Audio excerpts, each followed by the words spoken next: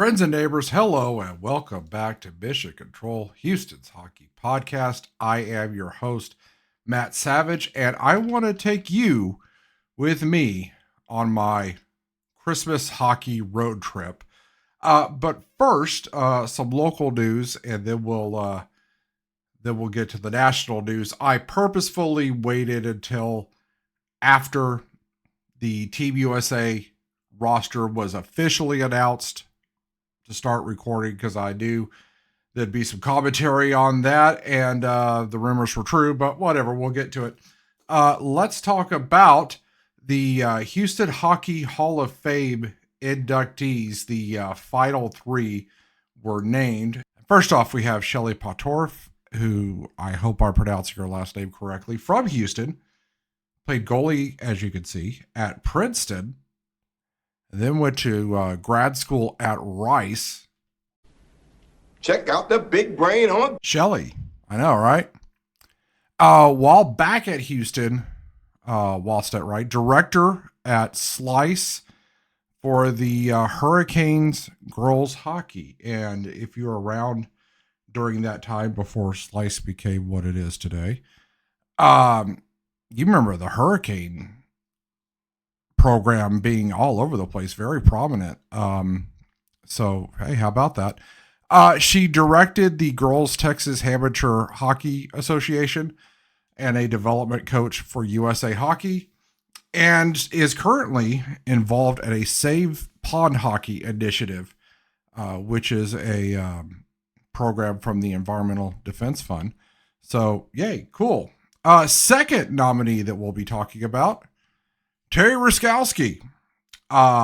He was on that second Arrows team to win that Avco Cup for the WHA Arrows. More recently, we know him here in town for being the first coach of the IHL version of the Arrows. Captained 4 hockey teams. I was unaware of this. The Arrows, the Blackhawks, Kings, and Penguins. He also played for the Jets and North Stars, and he was here. The Stars brought him for the first hockey day in Houston, and he was super cool. So I'm glad to see him coming back. This one surprised me, and I don't think it's getting enough attention. Chuck Watson, the owner of the 1994 IHL Arrows. Of course, they moved to the AHL in 2001. Yeah, the guy who brought hockey to Houston in the 90s. I remember him being a minority owner of the Texans, but his bio also says he was a minority owner of the Astros, and said that after the Arrows were sold in 2003 to Minnesota Sports and Entertainment, the owners of the Wild, that Watson maintained ownership of the Aerodrome. I'm not sure if he still does. The good Aerodrome, the one in the Woodlands. I don't know if he still does, but that's cool. I did not realize that he kept a little piece of hockey here. And something else that I looked up, just because I'm petty like that. So under the Chuck Watson ownership, the Arrows, of course, won the Turner Cup in 1994. Also, the AHL Calder Cup in 2003, and then he sold them off. And after that, it's like, well, okay, how did the now Iowa Wild do after moving? I just looked it up. Like, I'm curious. They won one playoff round in 2019. And I understand it's not Iowa's fault that we lost the Arrows, but there's some small sense of satisfaction that success came here and not there. So, yay. Okay. Other things that I want to get to. Ta-da! The Hows are returning to Houston as part of Hockey Day in Houston. And if you saw them last year, well, you see in this picture here, posing for pictures with fans and stuff, they were very gracious to this town. And something about the Hows and others that played for the Arrows. Obviously, the Howes are very invested in hockey in Houston, as are others that played for the Arrows and have been gone, found their careers, took them other places. And yet, a lot of former Arrows are very invested in a hockey team in Houston. And you have to wonder why that is. What is it about this town that makes you care about us having a team? What kind of impression did this town leave on you? And I don't know, someone should ask that. In the business, we call this foreshadowing. Okay, next bit of news that I want to talk about, and we'll get to the Olympic roster. But I want to talk about this because I think this is relevant for Houston. The Penguins are sold for $1.7 billion. And here's why I care about this, and I think you as a Houston hockey fan should too. You may remember that Bettman interview where he said, well, I don't know what the expansion figure is going to be, but it's going to start with a 2. And we have this. Someone explained to me how an expansion team is more valuable than the Penguins, right? Like, everyone knows that logo. It's that history with Lemieux and Yager. And you're trying to tell me that whatever logo Houston comes up with, whatever name, whoever we get in an expansion draft is more valuable than the Penguins franchise. Well, no, of course not. That would be ridiculous. So I can't imagine after this sale, I mean, this Penguin sale set the market, right? I can't imagine the expansion valuation going up to $2 billion after this.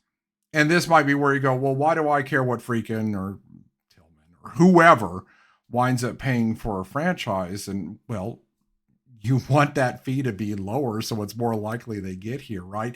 You don't want there to be a, well, we almost got a team, but if not for a couple of million, that's not your money anyway. You're going to be paying a buttload for those tickets anyway. What difference does it make? It's a good thing for us that that the team is going to be valued less. Next up, congratulations to Not America for winning the World Juniors.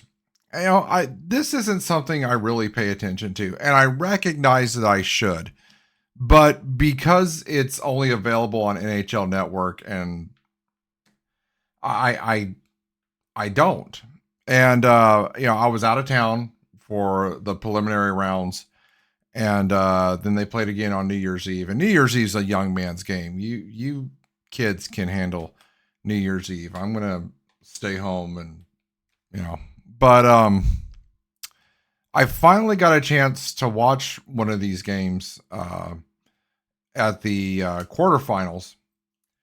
And I'm watching this, and for some reason I'm surprised. I'm like, wow, this is really good hockey. This is a really good game. Until the end result and the US gets eliminated. But I don't know why I was surprised, because it's like, well, you would hope. I mean, it's the best players of their country, and it's young kids, and you would think that the youngins are going to be faster and all that. And yet, Minnesota has a hard time filling the building for this thing. But at any rate, Not America winds up winning this. I stopped paying attention when our guys got eliminated from the tourney. But I hope I pay better attention to this when this comes around again. And I know I'm going to be distracted with the new team coming to Houston. But yeah, it was such a good game that I regret having not invested earlier. Okay, next, kids, is the U.S. Olympic team, the men's team here. Let me just put it on full screen for you here.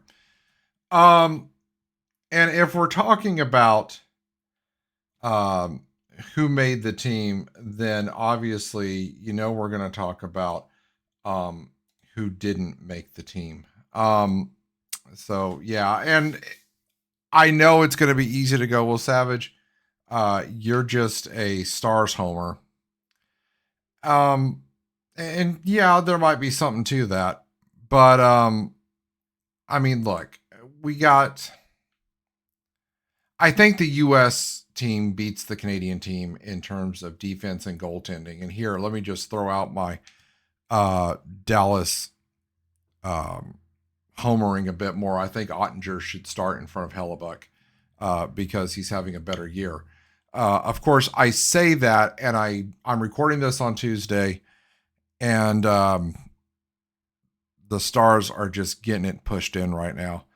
And I think this is loss number 6 in a row. So, okay, maybe I should hold off on that. But anyway, up until recently, I was thinking Ottinger should start in front of Hellebuck. And we can argue about that. That's fine. And I'm not going to put up much of a fight if you tell me, no, it should be Hellebuck. Okay. But Robertson not making the team is insanity to me. Because I think U.S. hasn't beaten goaltending, like I just said. I think U.S. has Canada beat on defense. But those Canadian forwards are just, it's going to be nonstop assault from these Canadian forwards. And I get that the idea is let's build a team to counter the Canadians. Let's have physicality and all that. Okay, that's fine. But 2 issues with that I see is, number 1, that's what you tried in 4 Nations and you came up short on scoring. Remember that? So anyway, this quote here from The Athletic, and I just realized that I sourced this like I do my grad school papers. So, okay. But anyway, this is a country that came up a goal short against Canada in the 2014 Olympic semifinals in Sochi. Before being blanked in the bronze medal game by Finland, this is a country that came up a goal short against Canada in overtime in the gold medal game at the 2010 Olympics in Vancouver. A country that came up a goal short in overtime against Canada in the 4 Nations face-off in February. And I'm like, well, then you need scoring, right? And here's our best American scorer, and he's not on the team, and that makes no sense to me. Now, the line is that we're building a team, or we're not looking for the best players. We're looking for the players that fit into a system, which, I mean, shouldn't you build that system around the people that score goals? Like last conference finals, when the Oilers were outscoring Dallas, and in those games that Dallas couldn't generate offense, who was actually producing offense? It was Jason Robertson. You build a system around that guy.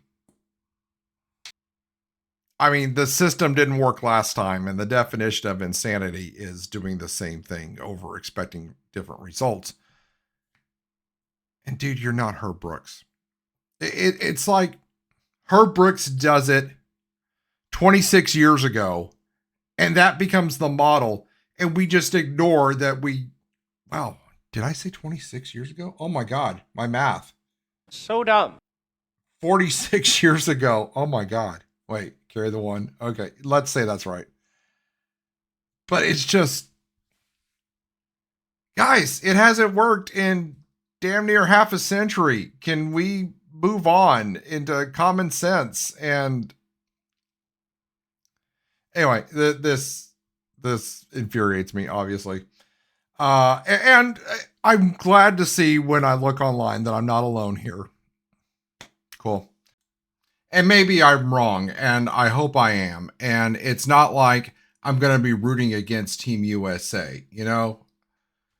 I'm going to be watching these games hoping to be proven wrong. And those of you that like really know puck can tell me why I'm wrong here. But I'm looking at the roster and I'm like, man, this is a silver medal.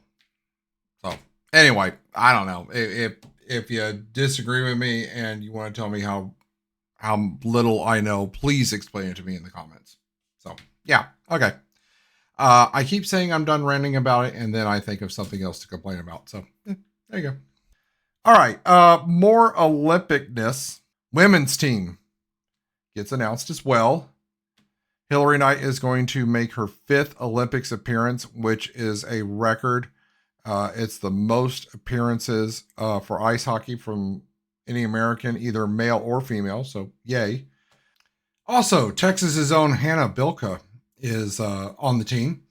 And something that I wasn't aware of, but Jennifer Streeter, who, among other things, writes for SI and has done a lot of coverage on women's hockey and Texas hockey, and combined both those things with some coverage of our own HCX Storm, pointed out to me that 7 of these ladies are collegiate players, not yet eligible for PWHL plays, the rest being PWHL players, which it wouldn't have even occurred to me that was a thing. But anyway, there we go. Okay, moving on.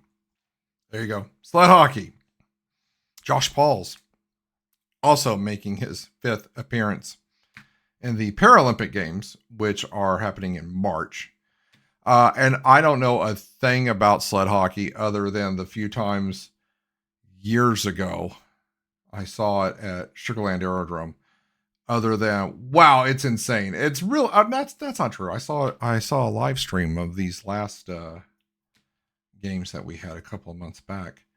But it just looks insane. It's a hell of a thing to watch. And yeah, I'm going to try to catch this also, provided it's accessible to watch. Something else about this too, and I know how I sound. I let me preface it with this. But look at those pants.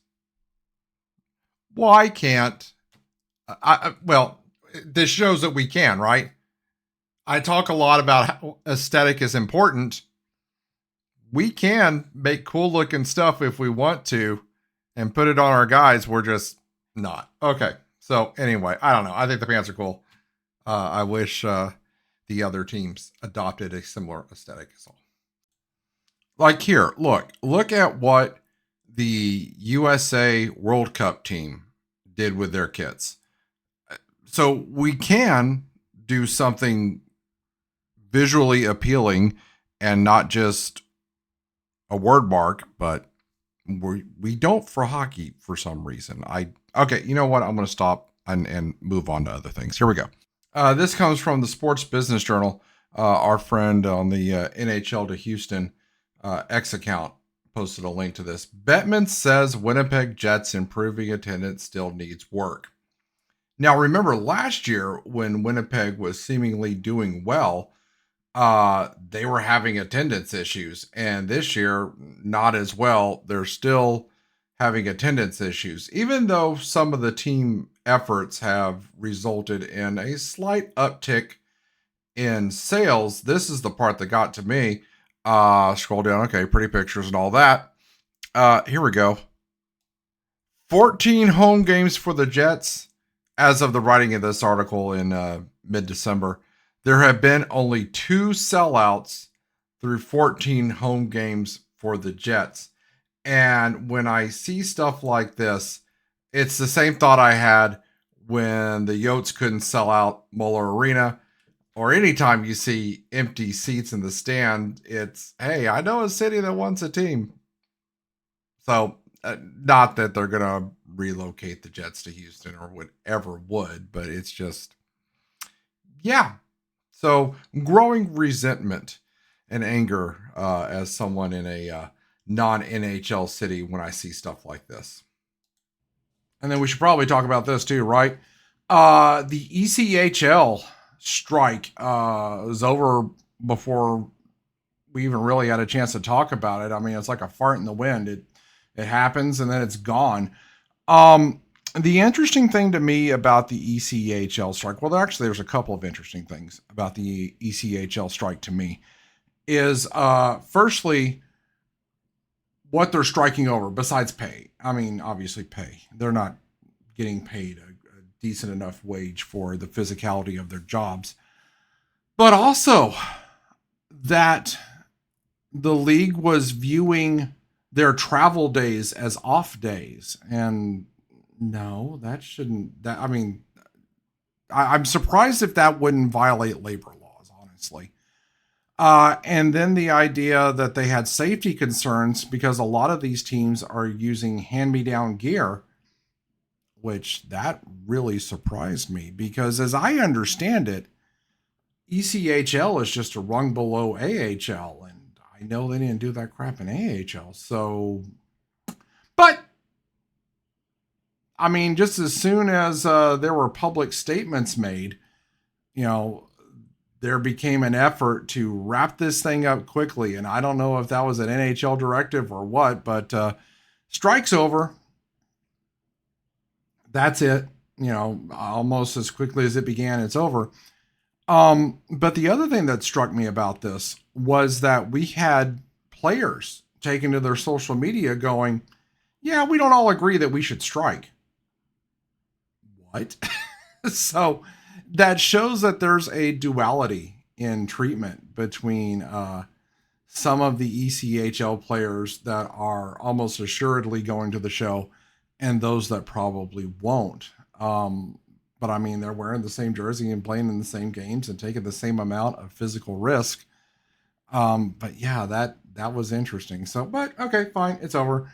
Everything back to normal. Let's move on. So we can get expansion going, right? In the NHL, there's no further issues. I have a question for you here. Is this okay?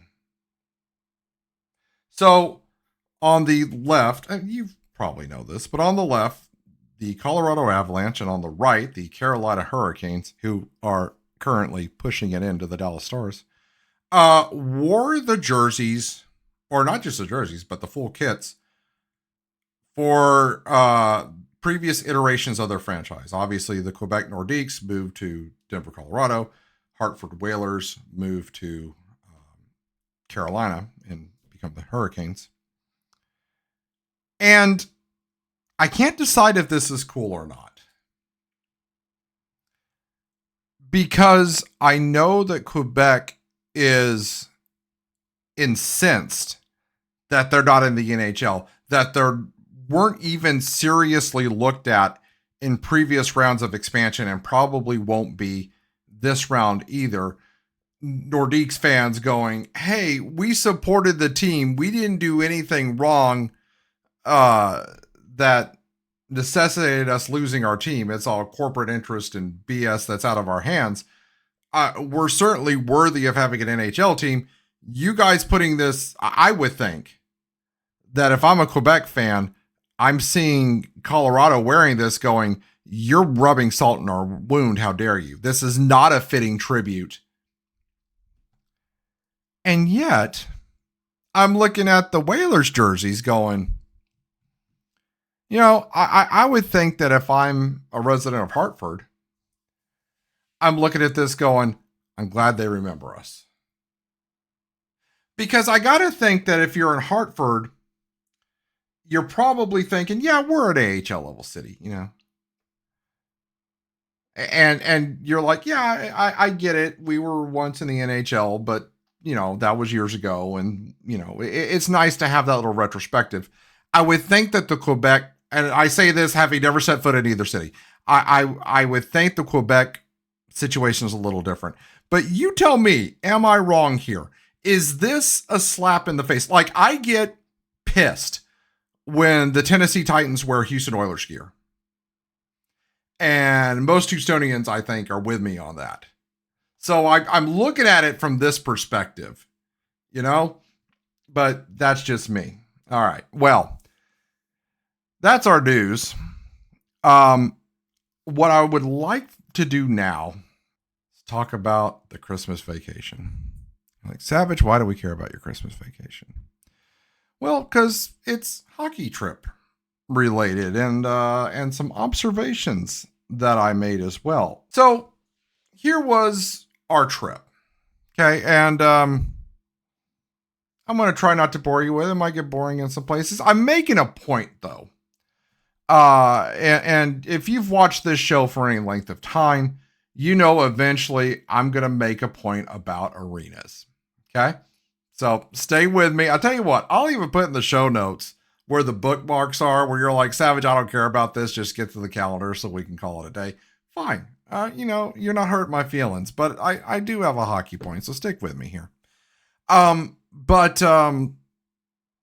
just being my job, I get, the 2 weeks Christmas deal, and wife had some time from her responsibilities as well. So we started our Christmas break with the family Christmas party. That's where the kids and friends come in. And then that following Monday is where we had 7 a.m. actually waking up early for the ESPN radio Christmas party at Nick's place. And you see Hockey Day in Houston representation there. And how cool is it that ESPN radio is talking hockey? And yeah, sure, not a lot. And it was football before and football after. But we got to mention, we got some love, and yeah, that I am aware that I just don't know how to smile correctly in pictures. I'm in my 50s. I should have figured this out by now, but all right, fine, whatever. But it's so nice that they're talking about us on ESPN radio. Like, I don't listen to sports radio because I'm not into football, and in this town, that's what you talk about. But, Lance is, Zerline, the radio host, is talking like, yeah, we should get Tillman involved, and we should make some noise. And they promoted Hockey Day in Houston. And I gotta, and just one other thing about this. This was waking up early on a Monday morning to drive about 45 minutes from where I live, where they're handing out beers for the ESPN radio Christmas party. But in that context, that it's a wake up early on a Monday morning on your day off or before work or whatever your deal was, and coming into Nick's place to just wave the flag for hockey in Houston, it was a stupid amount of fun. And my point being in all of this is you see them on social media, and if you don't, that's because you're not following me. There are plenty of hockey events in this town, even like, hey, let's go to X bar and watch hockey. And it's a stupid good time, and we need to be building community, and you should be joining us for these. Okay. So yeah. So it starts with, Christmas break starts really with this thing. Christmas Day, it's just me and the wife. Pretty non-eventful. We spent the day watching traditional Christmas movies. But yeah, after that, we're on the road. We head up to Dallas. When the schedule gets released, wife and I sit down and go, okay, which game are we going to this year? What works best for our schedule, and, that sort of thing. And we picked the Blackhawks game. And part of that reason was not just scheduling, but also, well, it's the Blackhawks. They're going to run away with it. And then you hear, their star player's out. And then you hear, oh, hey, they got their backup goalie in tonight. And you're like, oh, this thing's going to be a cakewalk. But that's not at all what happened. But anyway, so we planned this out months ahead of time. It's like, okay, because when you do a trip like this, you can't just drive for 4 hours just to see a hockey game. You could. I've done it. But it's completely impractical. So it's, okay, what else are we going to do while we're there? And previously we did the JFK library. We did the George Bush library and, history things. And this time it's like, okay, well, I'm doing way too much history lately between work and school. And it's like, all right, well, let's go hit up the tiki bars. There you go. There's my tiki mug astronaut mascot back there. Let's go hit the tiki bars this time. So the plan was, and it worked out. we stay in Euless, go down to Tiki Bar and some shopping for the wife in Arlington, and go hold on, I'm reversed. So yeah, go that way to Fort Worth for some other tiki bars, and go north of Irving for Grapevine for their Christmas stuff, and then eventually we'll head over to Dallas proper to go see the Stars game, and that was our plan. And so let's see here, what all we do. Let's just real quick. Stopped in Corsicana for Collins Street Bakery, and we did it twice. Way up, way down. Wind up going to Decorator's Warehouse in Arlington, which is supposed to be like the biggest Christmas decoration place in Texas. And we live in one of those neighborhoods where everyone decorates and they make a big deal out of it. And the week of Christmas, it's impossible to get around the neighborhood at night. And so we don't do a lot of outside decoration. But inside, like, we had 3 Christmas trees this year. And I think if the wife had more time, we would have had a 4th. So she's into all that stuff. We have way too many crates in the garage of Christmas crap, and cool. Not a problem. Wife's happy with it. Cool. Wound up going to, also in Arlington, Four Kahuna's Tiki Bar, which is the oldest tiki bar in North Texas. And it was all right. It wasn't overwhelming, wasn't underwhelming. It was nice. Yeah, there you go. Every time the wife and I go to one of these, it's like, because we're tiki-fying a room in our house. It's oh, hey, cool, yeah, we can do that, or here's some ideas, and got a little bit of that, but it's like, yeah, cool place. If I'm in Arlington again, I'll stop in, but I wouldn't make the trip again, So, but it is what it is, Not to disparage the place, it just made me appreciate what we have locally. Up to Grapevine. When the lights go down and the whole thing lights up. If you're not familiar with what Grapevine does during Christmas, they light the whole city up with Christmas stuff. And it's basically Old Town Springs, but it's really decorated well for Christmas. And they got a fancy hotel there that gets all decorated and stuff. So we checked that out a bit, and I don't know, that was our 3rd time doing it. Had diminishing returns, but had a nice time, okay, night 1, fine. Next day is our game. Later that evening, stopped off in Fort Worth, went to Shipwreck, nice little beach bar, not really tiki, but decent enough drinks, and head on over to Tarantula, which the wife said was her favorite of all the tiki bars we went to. Including the local ones. I liked it, but I'm like, I don't know if it's my favorite, but I dig it. Next time we're in Dallas, just it's worth the 45-minute trip west to go to Tarantula. Now, why am I telling you all the stuff that we did? And I haven't even gotten to everything. 2 trips to Walmart, a Rally House trip, a Chinese buffet in there. Why am I telling you all the crap that we did on our vacation? Well, in the 2 days, really 2 nights, 3 days. Why am I telling you all this? Well, you see, even with all that crap that we did, with all the planned activities and all that stuff,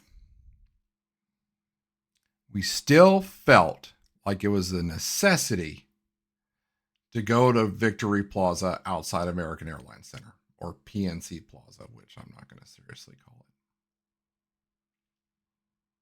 That land around the arena is super important. So wherever the arena is going to go for the new team, you need that surrounding area. It's why the Stars are moving to Plano, which we talked about last episode.